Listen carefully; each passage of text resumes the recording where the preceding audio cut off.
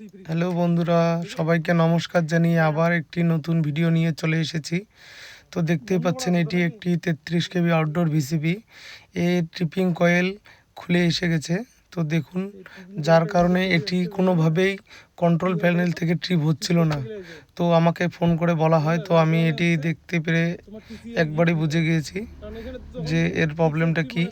তো এটি ট্রিপ না করার কারণে বারবার এর ইনকামারকে অর্থাৎ টিসিএল থেকে ব্রেকারকে ট্রিপ করে দিচ্ছিল। তো কারণটা হচ্ছে এর যখন এর থেকে সিগন্যাল আসছে কন্ট্রোল প্যানেল থেকে, তো এটি কাজ করছে, কিন্তু এর জায়গা থেকে সরে আসার কারণে এটি সঠিক কাজ করতে পারছিল না। তো দেখুন এটি সঠিক কাজ কিভাবে হয় আমি স্লো মোশনে দেখাচ্ছি আপনাদের।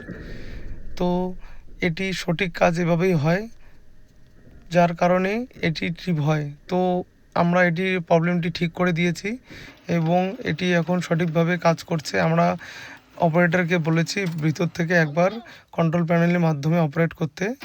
তো দেখুন আপনারা সঠিকভাবে অপারেট করতেছে এটি, এখন লাইনে সঠিকভাবে চলবে।